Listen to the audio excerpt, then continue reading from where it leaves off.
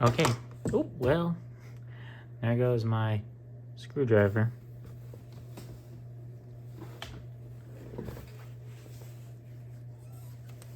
All right. Screwdriver returned. Real quick, talking about a screwdriver. I really like these swivel points. These swivels that come onto a screwdriver. On these ones, they come off. Yucky. But I think they're nice. This is just a piece of shrink wrap, or it's not shrink wrap. It's a kind of heat wrap or something. It's so there's two types of like this kind of material. There's Teflon, and then there's heat shrink. I'm pretty sure it's called heat shrink. I don't know the proper term for it. All I know is you heat this up and then it'll compress around whatever it's on. And so I just have it there for a little bit more of a grip or comfort. It's for ease of comfort, basically. But neither here nor there. So video cut off before I could talk about this one. With this one, I just grab my pliers, hold it right there, heat it up right there, put it in, do that. So it's a sign that I should hurry it up a little bit. I'm planning on finishing it tonight. It's currently 11 p.m. To be precise, 11:33. So, so I'm in deep water, but it's not the end of the world.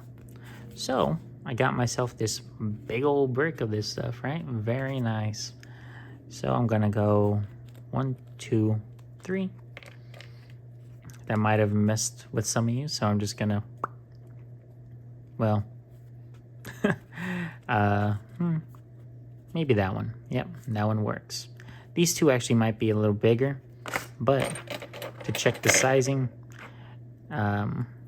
it's not gonna be this key. These ones. Just put it in upside down and see there's no play in between it. So that's a good fit for that one. This one might be a little big, see?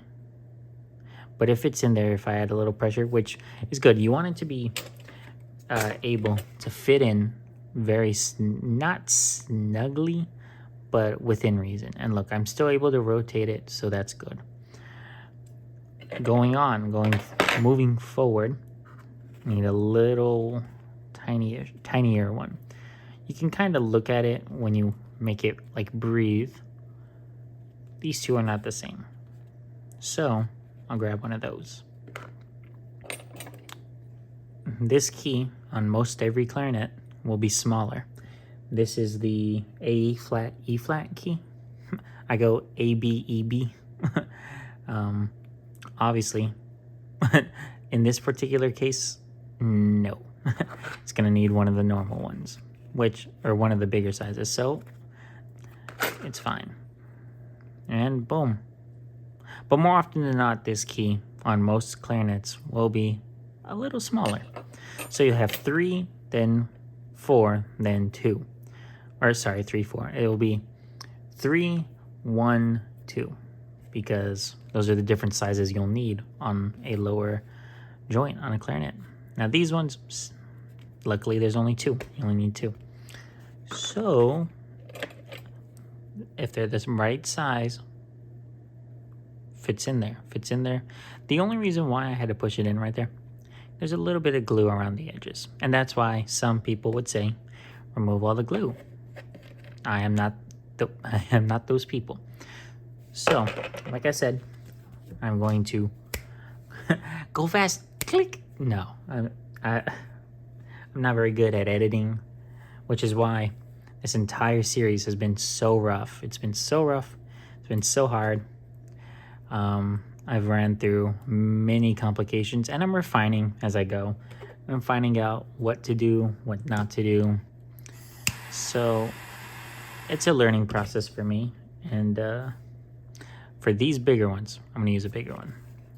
One entire bead. that one had actually been cut a little, but because I didn't just snap it apart, I'm just going to use it all as one. There. And so you'll see that it is uneven. It's uneven, and right now that's fine because we're just focused on getting these keys or the pads into the pad cups, the key. And so it's okay for it to be uneven. There's this thing called floating. So floating is not levitating. Whoa. It is actually glue in between the pad cup, so the metal, and the pad. The glue allows it to shift side to side. And just to emphasize that, we're going to bring out a yellow notebook. And wow, how about that? So we'll just add it up over here. We'll do it sideways like this. So once again, we're just going to do that,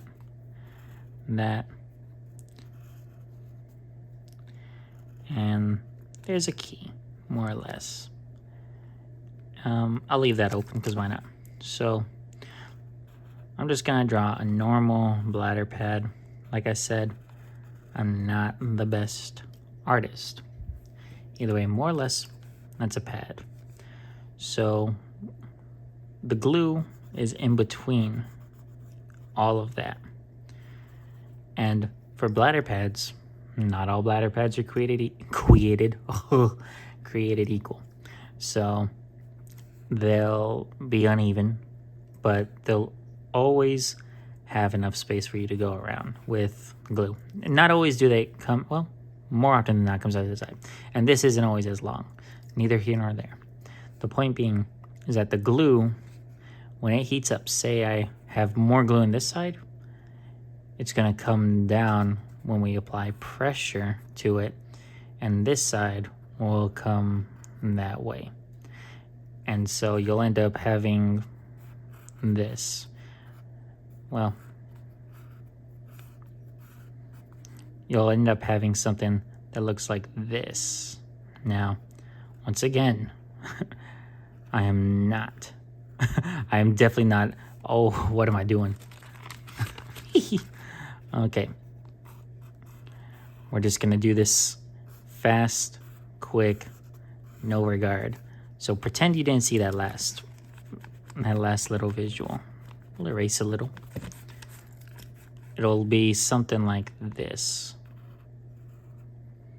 Pretend that's straight. And then like that. I think that's pretty well. And glue, whatever. So basically, this side's gonna be raised. This side's gonna be low because we have glue here, and then guess what? The glue splooges out and gets everywhere. So that's not what you want, obviously. Like I said, I'm trying to put words to vision because I have no bladder pads. All in all, see, well, I'm gonna put in some practice real quick. Obviously, that's too high, so we'll do maybe nice and slow and steady. Huh? Still too high, but I don't mind that. Okay, that looks better. We'll draw it snug. Went too far. But not too bad. I think I'm a pro already. But like I said, so basically it'll shift. Pretend that's the face of the pad. You'll have that. Those are the different ways it could go, you could say. And so when you have something like this, let's see.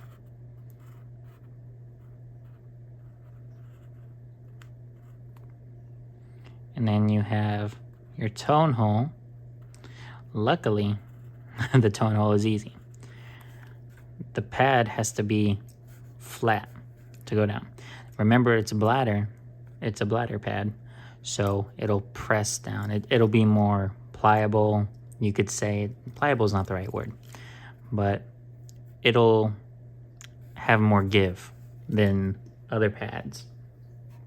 So you don't want the pad to be, you know, like that on a tone hole. Oops, I did it right and then I messed up. Pretend that's a tone hole. No, don't pretend. Okay, we'll do it right. We'll do it right. We'll do it live. Okay, see, you can see there's a difference already. So here I said I was gonna do it fast and all that. Here I'm not doing that. So let's fix that. The point being is that it's okay for the pads to be unleveled because we're not floating them at this moment. And floating pads it's on woodwinds. Well, you only have woodwinds. They are the more finer detail kind of technique because you have to worry about the X, Y, well, maybe not X, but Y and Z or something. I don't know, but you have to worry about the different planes. So that's something to keep an eye out for. Going on to the bigger pads, these will take more glue than we've been using before. Before, we could get away with half a glue bead, maybe a whole glue bead. These bigger ones, you will need more than one. At least two, I would say. And we'll see what two looks like once I'm done putting them on my finger.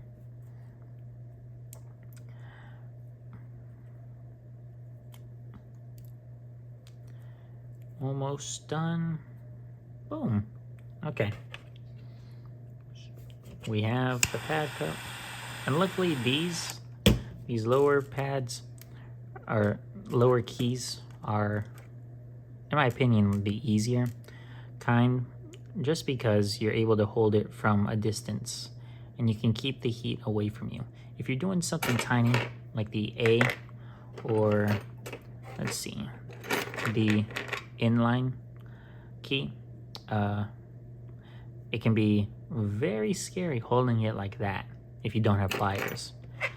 So I would not recommend doing it without pliers. With these, you don't really have to worry about that. Most of the time when you see smoke, you know it's ready. And that goes for both seating the pad, which is what we're calling that. We seat the pad inside the cup.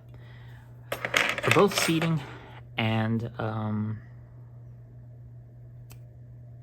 leveling, floating the pad, which both of those are right terms. So, as I was saying before, more than one glue. So these little scraps we have here, just gonna toss them in there. It don't harm no one, as far as I know. Ooh. So that one went in really nice. This other one, you can see I had to push a little, but that's all right. It's not the end of the world. And honestly, the more I've been burnt by touching hot metal, it's not really that bad. I don't know if it was one of the videos that I lost or if it was mentioned in a video, but I had an experience where I burnt, or no, where I cut my finger and I was bleeding, whatever. I also have an experience where I was doing a trumpet, right? And on a trumpet, guess what? We're gonna draw. The non-drawer is gonna draw. I'll try and do this real quick. Before that, actually, I'm all over the place. I'm gonna put in this last pad because I want to at least get something done before my mind wanders. Just gonna grab nice 2 pieces. Now, the more glue you have, the more you're going to be able to level, but at the same time, or float. At the same time, you're also going to run into the risk of having the glue splooge out and make a mess of things. So you definitely want to be conscious and careful of that. All right, that works for me. And remember, you rotate the pad. Rotate the pad as you do it. Spread it evenly. And see, I had just heated, or I heat this pad up, and it's a little warm and it's a little hot, but it's not enough for me to go yow. So that's fine. Fine by me. Hunky dory. All right. So as I was talking about now. I forget how a trumpet looks. So we're just gonna do 1, 2, 3. Well, no. We'll do this. We'll say these are the valves. You get 1, 2, 3. And for all intents and purposes, there's a slide right here, a slide back here.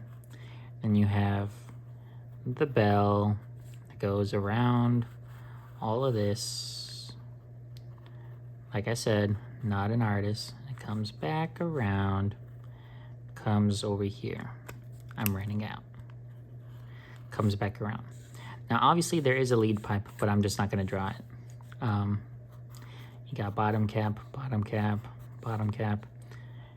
All right. And so, like I said, there's no lead pipe, so forgive me on that. You have a slide here. So, on this slide, you have, pretend that's a valve casing. You have an upper and a lower. And then you have the slide, which has an upper and a lower. And then we'll draw the crook. Oop.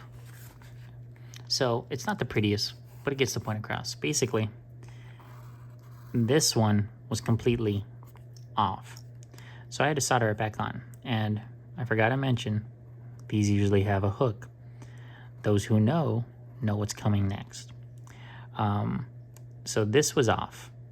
And I had to solder the slide back on, the inner slide. Those are inner slides, outer slide. So as I was heating this up, because I had the slide on to have the right positioning. Otherwise, if this is a little bit that way or that way, this isn't going to move freely. So as I was heating this up, the hook came off. And if a hook is able to be unsoldered, so normal solder, it flows at 600 degrees or something like that, 400 maybe, I forget. Silver solder is like at 1,000 or something. It's an insane number. Point being, I picked this fucking thing up. I picked up the hook right as it unsoldered because it clanged down. And I was like, oh my God. And I grab it and I'm holding the burning fucking metal in my hand. And I was like, help. And I quickly ran over to the washroom and rinsed it off, rinsed my fingers off, and I started blistering instantly. Oh, it was so bad. I can't tell if it was this hand or this hand. Obviously, the scars or the blistering is gone by now, obviously. I still have my fingerprints, but that's just another story of being conscious of heat. So, now that we have everything disassembled, oh joy, and everything clean, some of you may disagree. Well, the world disagrees. This is Pennzoil. It's safe. 50 weight 20. And I use this for keys. Some of you may disagree. You may say, why not use key oil? Why not blah, blah, blah, blah, blah? Well, because this is the way I do it. And so, that being said, we're going to pull out our lovely lower joint. It's all oily, and that's great. Also, off screen, I cleaned up the rods. So the rods are good to go. We're gonna start with the BF sharp. So the springs are pointing this way, so we want to push against the springs. In almost every case, you want to push against the springs. The springs will allow, if I'm pushing this way, it's going to go up. If I push against it, it's going to go down. So remember that. Opposites, basically, whatever, something about opposites. Point being is I'm just going to push against it as I'm putting this in. Now, I don't go for the threads. I don't oil the threads, and that's just because I like to oil it like this. Some of you may disagree. That's just how I do it. Oh, and now I'm trying to find the slot up top and wiggle it a little. There we go.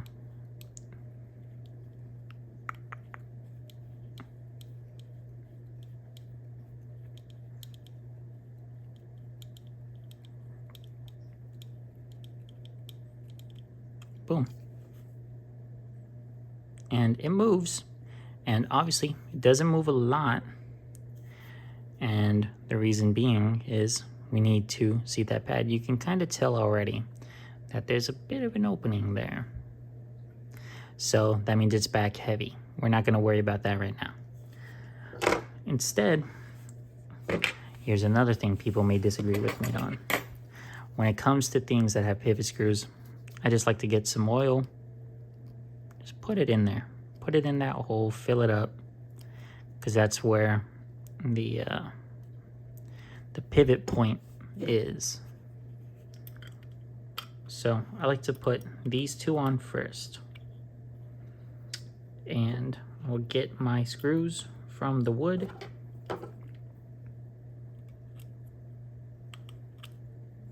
And screw it on.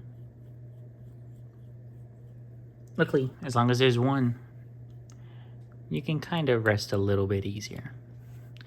In fact, I'm going to turn this a little down because I like to keep it close to my body when I'm screwing in. All right, so for those quick-eyed viewers, or sharp-eyed viewers, I should say, you'll see that there is a little problem with what I'm doing here. Can you guess what it is? The key is a little bit in the way of this hole, and it's going to be a little hard, including this key, to get in there. Not for me, but that's a keep in mind deal. Let's see. All right. Wow. What else I'm gonna do? I'm gonna install this lever, because now that these are on, now that these keys are on, I want to put these keys on. If I want to put these keys on, I have to put this on. Otherwise, if I put these keys on, you see that? I'll have to shove this end through this, and then it'll mark the wood. And that's not something I want to do. So I'm going to grab everything, do what I said with the oil. And obviously, there is a such thing as key oil. I just haven't bought any.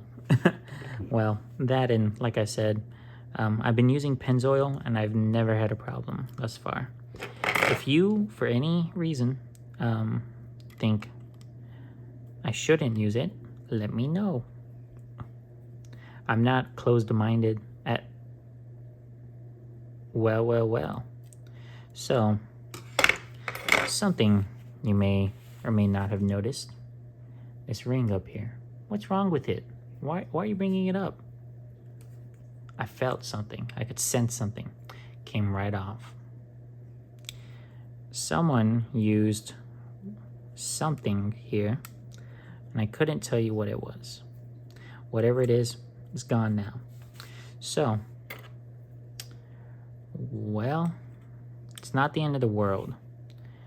Now, let me see if I have this on right. No. Goes on like that. So, how would you fix this? Some people will use sandpaper to grab against the wood. I like to use leather. What kind of leather?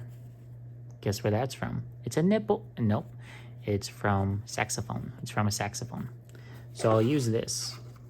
I'm just gonna cut a line. Now they may have also been using saxophone, or not saxophone, but leather. To me, all I know is it's something. But I'm just gonna lay it up. I'm not gonna glue it down. Not gonna do any of that. Just gonna lay it down, and hopefully I'll just be able to squeeze this down. I'm gonna take it a little off camera just so I can have more control, but trust me when I say I'm not doing anything other than what I said I was gonna do. I'm a man of my word.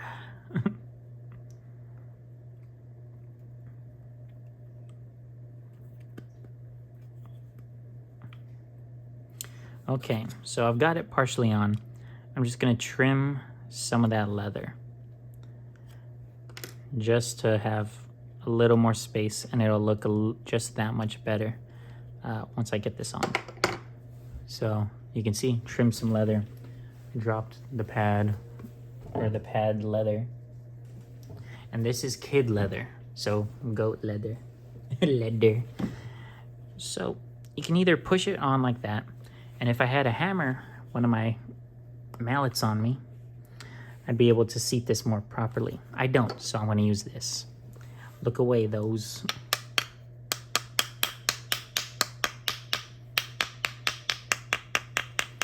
And since it's wood, it's not really gonna harm anything. And that is going nowhere. Could you tell that I used leather there?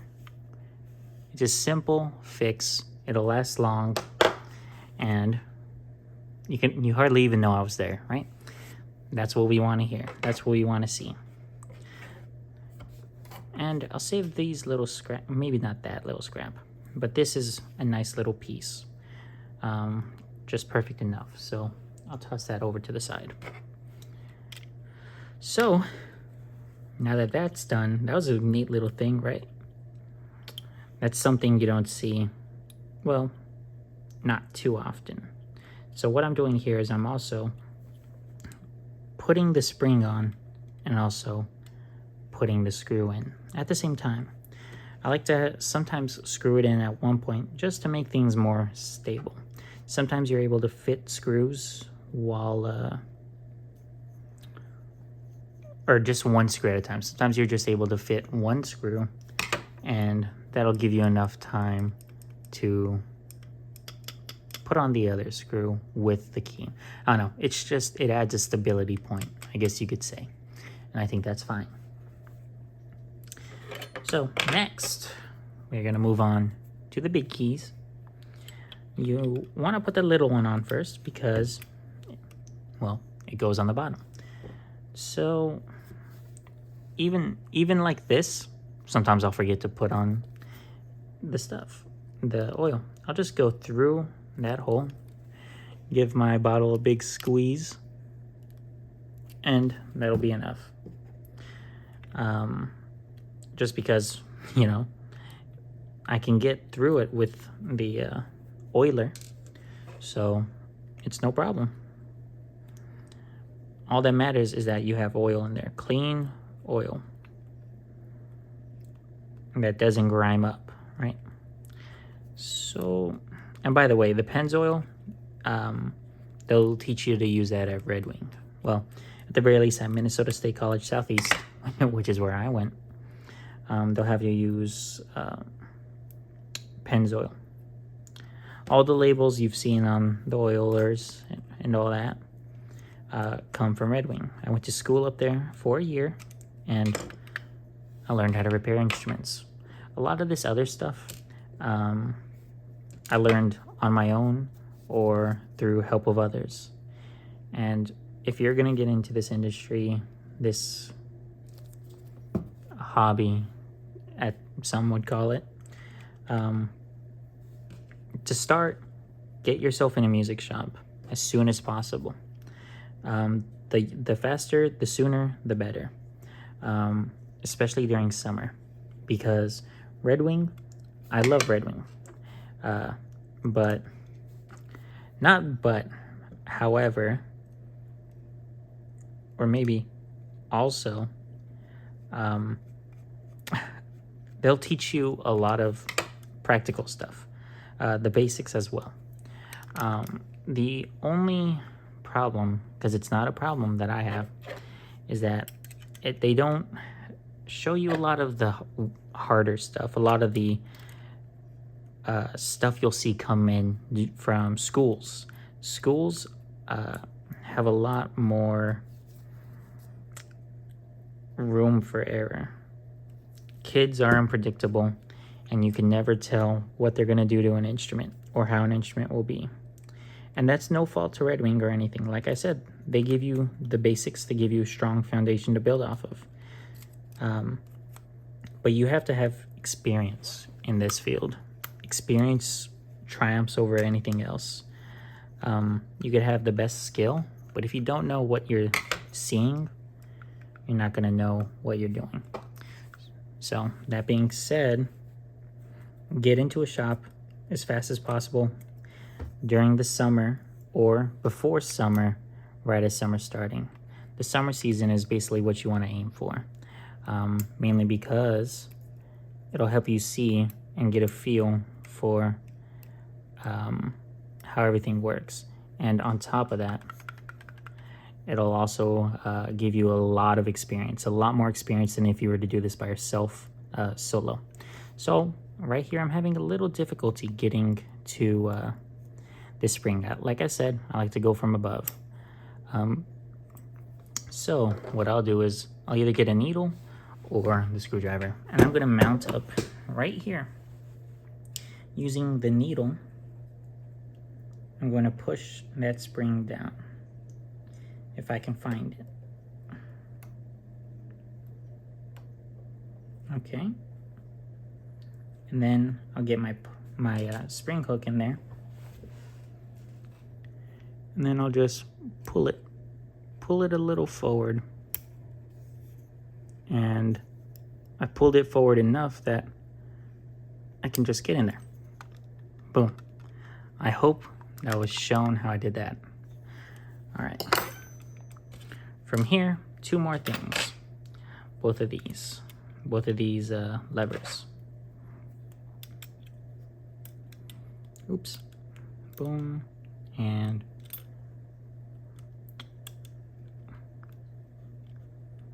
good golly. Couldn't find the hole. There was two of them. I was thinking it. All right. I'll leave them dangling out for a second just to oil them. And you can see this oil is clear. So it's not the orange color you see. It's clear. But it will. Yellow. And I'm just going to push those in. I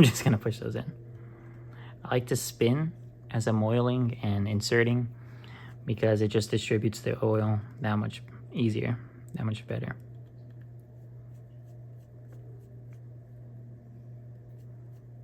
Okay, that's the lower joint. Nothing is seated, nothing is perfect. We will come back to this. For now, that's that joint. We're gonna move on very quickly to this other one.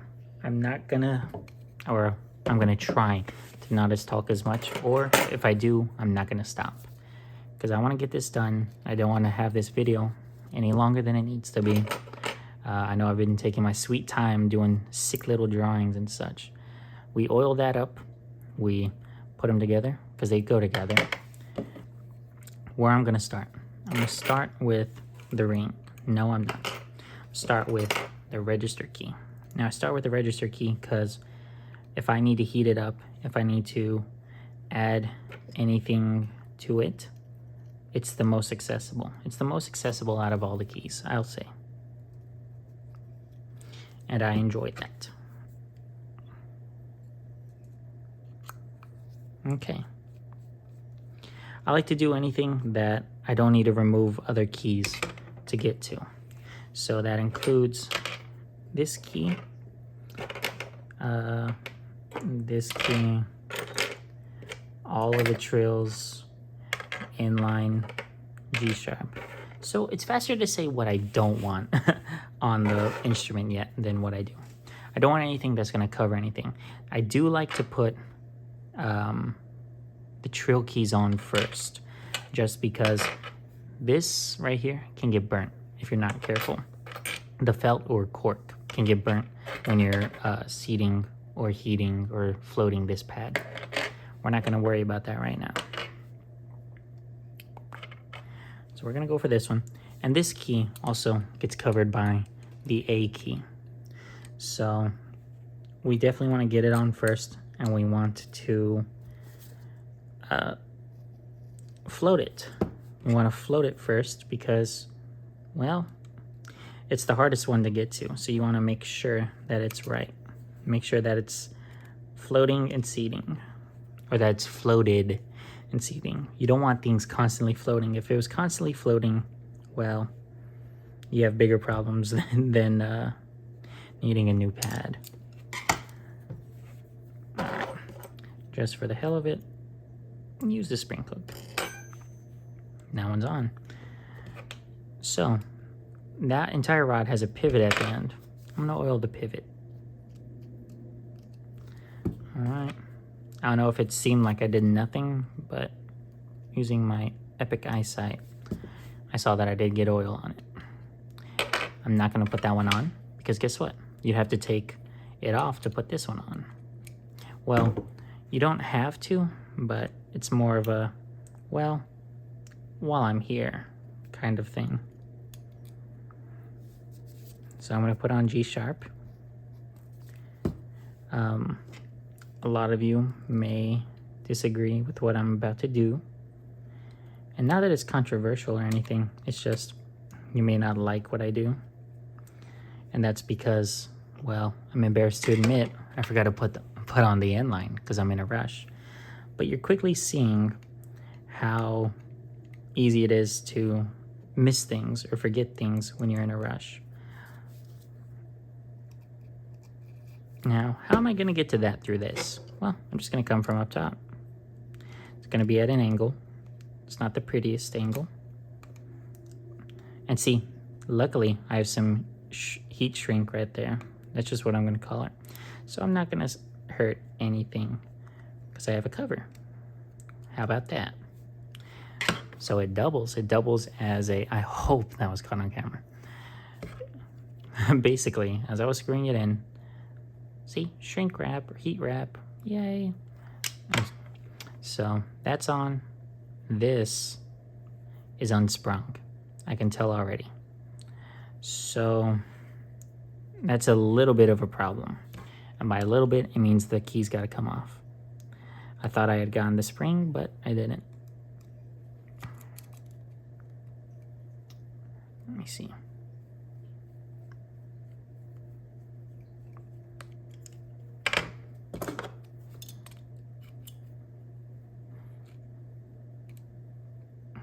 There we go. I'd felt something was off, but I was like, let's just do this quick. Strike hard, strike fast. And I like to apply a little bit of pressure on the spring while I'm pushing this in. I push the rod in with a little pressure and I use this, and I kind of wiggle both. So now that's moving, this is moving, that's moving. We like that. Now I will put on the AD. Well, that's no good. Luckily, I have a magnet. So, boom. That's all it is. This is just Delrin, plastic Delrin. And so, luckily, with this AD key, the springs aren't hard to access. So if you leave it unsprung, that's okay.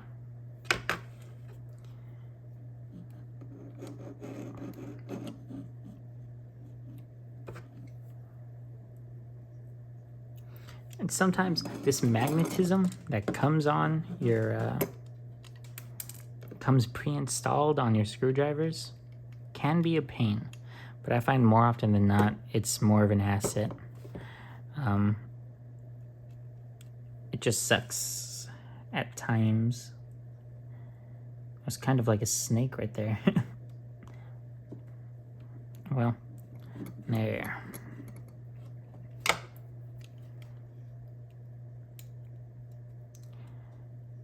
And usually I can use my screwdriver when I'm not going hectic, but I am at the moment. So, once again,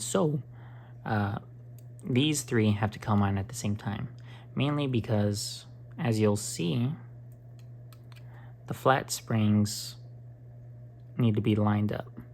And not just that, you see how there's a opening right here for this key to move? There's also a spot for this to slot into here, into these two. And if you try and put them in separately, you're gonna have to kind of wrench it in there. Not just wrench, but give a little force. And that's not good. So for these flat springs, you know how I was talking pushing against the needle springs? Well, you're also gonna wanna hold these springs down. You're gonna wanna compress them so that you're able to easily insert the hinge rods. All right.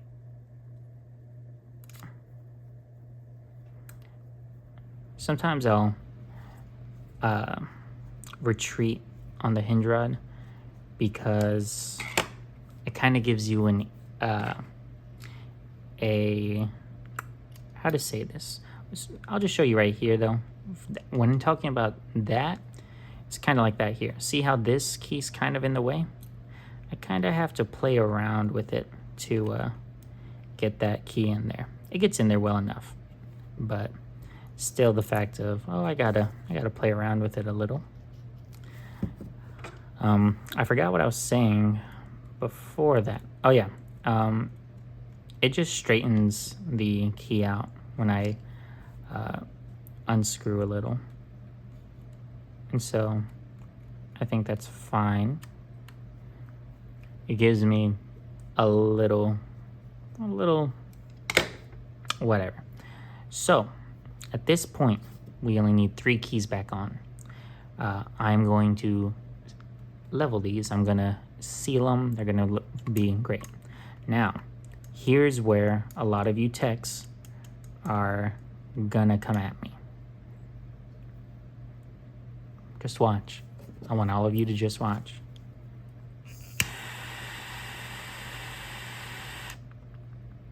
Now I'm tapping the key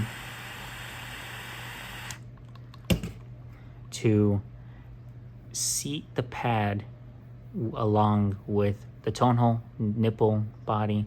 In this case, it's a pip. Well, it's interchangeable, but tapping seats. Just remember that when it comes to these pads, tapping seats. You want to tap, tap, tap. And a lot of you might be thinking, why do you still have the barrel on? Well, it's because I super glued it. It's because I super glued the barrel onto the clarinet because I didn't want anyone to see the tenon cork. I'm joking.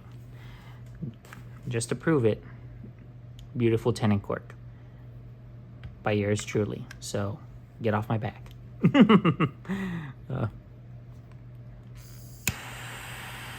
But you can see how we wouldn't want that ring key. How we wouldn't want that on. We would burn the ring key, and by heating up that ring key, you'd heat up the posts, which could heat up the wood, or it could burn the wood. If you've ever seen a burnt wood clarinet, it'll have kind of like bubbles or smooth spots. It's just ununiform and it's not good. I have ways to counteract that, but we won't be needing them. Because of this torch, I'm applying a decent amount of heat, but it's not enough that I need to be worried. So like I said, I'm just tapping, making sure it all moves up and down. Because as I'm, say, that's the tone hole. We'll just go like this. Say it's like this. I'm tapping and then levels. See? I'll do it again. So this is flat. This is the tone hole. I go, here's the pad, tap. And as it's tapping here, it's moving the glue and moving the pad. So that's why I tap. And to go further, we got 2, 3 more.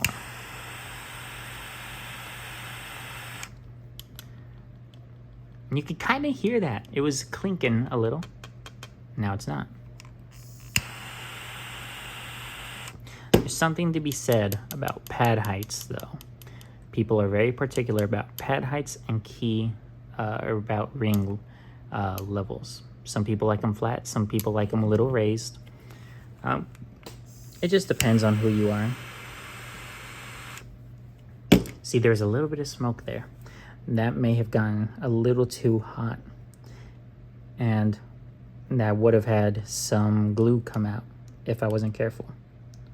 I'm gonna go back for this key right here, just because it's a little smaller one and I'm not sure I hit it properly. Just looking at it.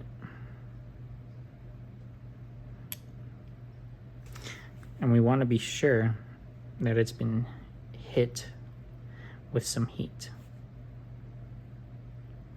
Okay, we're gonna trust in this. We're gonna trust in that. We're gonna see what happens next. So we're gonna put this key on. This is the A key, one of the most important keys.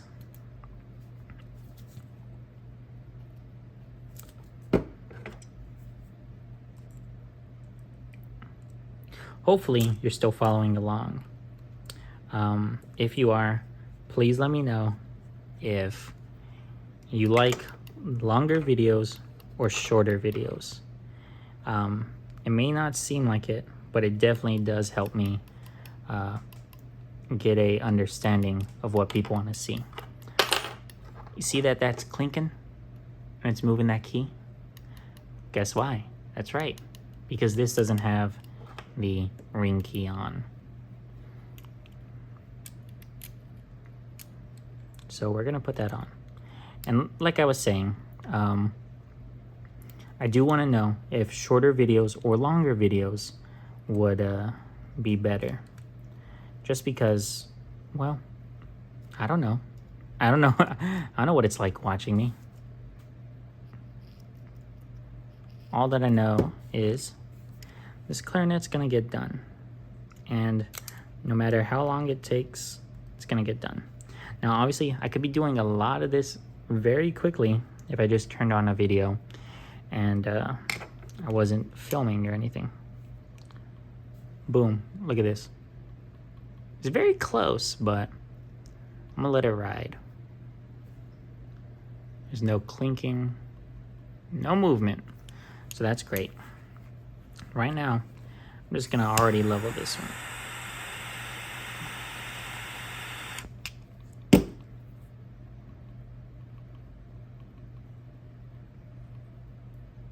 Maybe give it a little tug. Okay. Last key. So if all goes right, we'll be great. We'll be in business.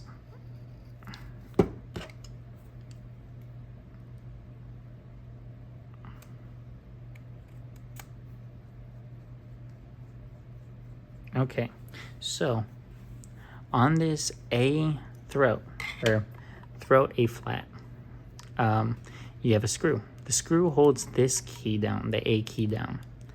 And you can tell there's no lost motion right there. Lost motion is just play in between the keys that make it so that, let me think for a second. Lost motion is just this. You're able to move this key without moving this key. And so this is just sticking out a little. Let me make sure I'm fully in. So like I said, it's the space between these two keys. I'm able to move it. So because there was none, I wasn't able to completely touch the pad to the tone hole. And that's a problem because it won't play that way. Okay. Now, let's have a look-see.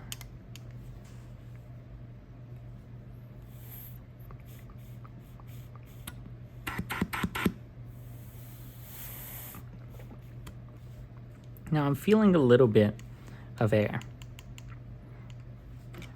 Let's screw this in.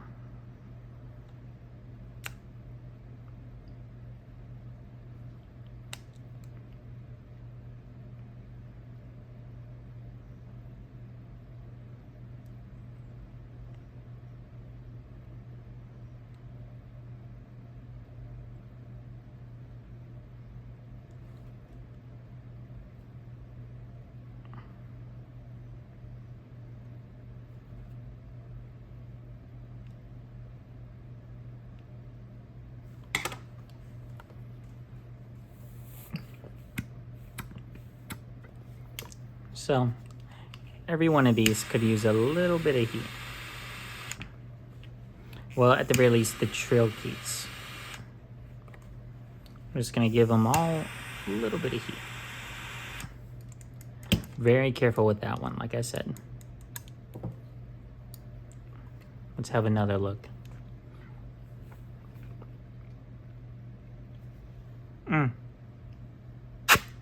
I didn't pop. Basically, what I'm doing is a suction test. It's very gross for those who aren't in this game. Basically, you put your mouth, well, you wouldn't have the barrel here, but I'm doing it because whatever. So you put your mouth here, your palm right here, and you would suck.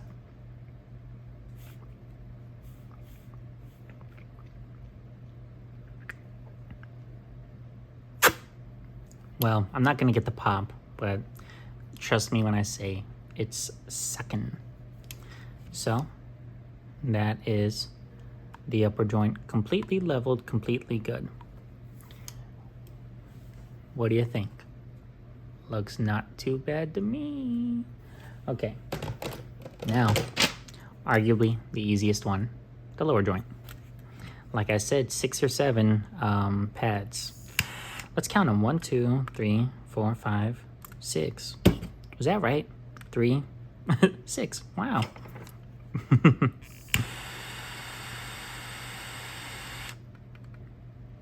Okay. And you saw. You will see. Now see, I was unsure about that angle. That angle actually scared me a little because it did look like I was gonna go straight into that. I'm heating up just this part. If it heats up right, I shouldn't have to worry about anything. As you can tell, the lever got heated up in the process, and that's fine. It's just a lever. But down here, we want to work a little bit faster.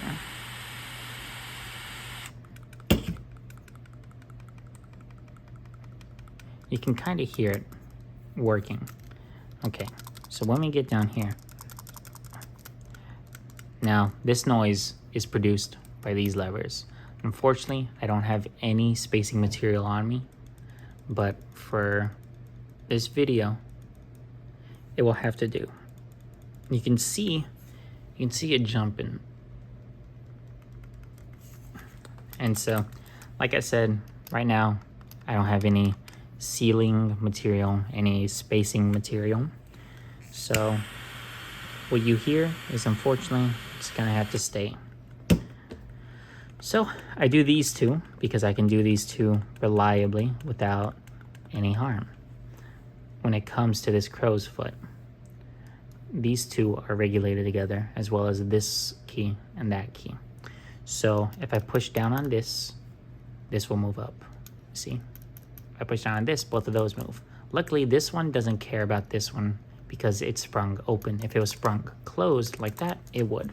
So I'm gonna spring this, or I'm gonna open that up. Quickly heat it up.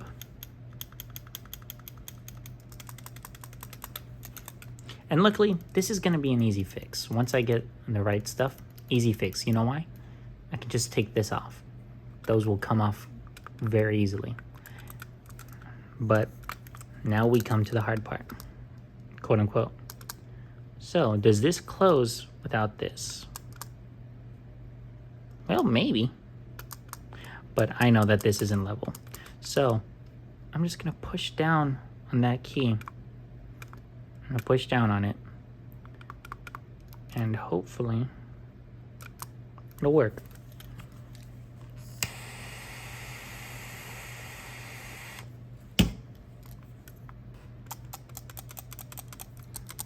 Can you hear that? There's a low play right there.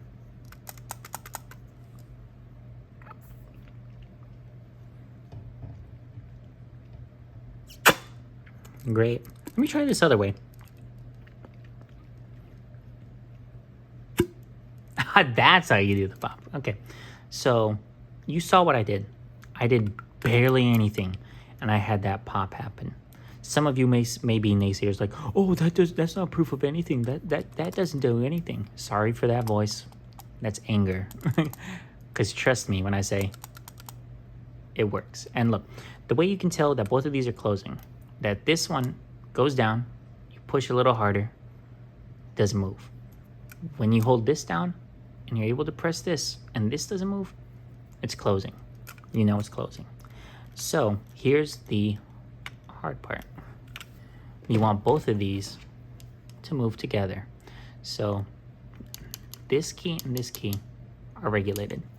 So let's put them together.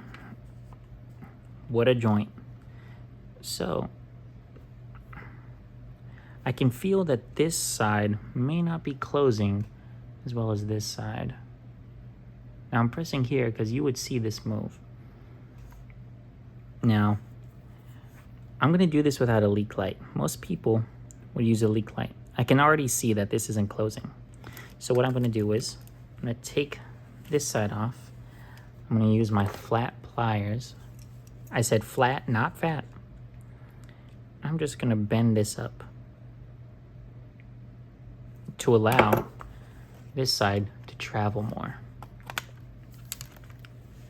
Ooh. All right, we're gonna line everything up. And look, there's some movement right there, see? So the fact that there's a little bit of movement right there tells me that this is closing now. Let me have a look.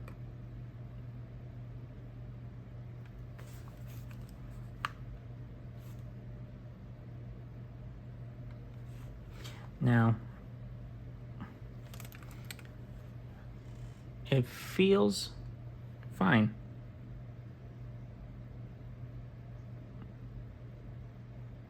Yeah. So the only way we'll know is if we play it. I'm gonna put the bell on. Now, another big and final disclaimer. I do not play clarinet. I'm not a clarinet player. So, do not crucify me.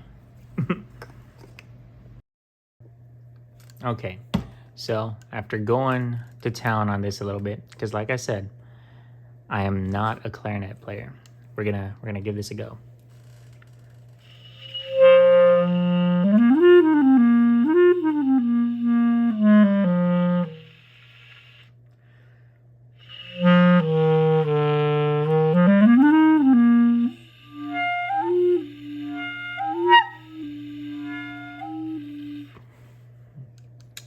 So something is acting up.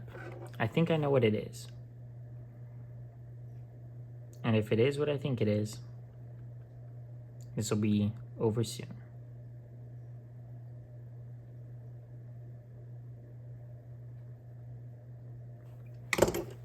Well, there goes my screwdriver.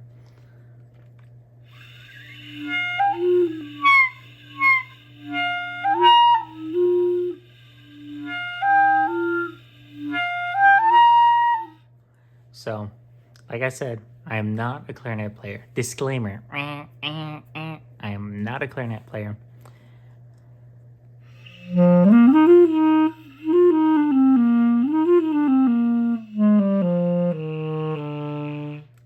So, I'd say we are done. After all this time, we are done. Like I said, I will go after these spots, the middle ring, these two.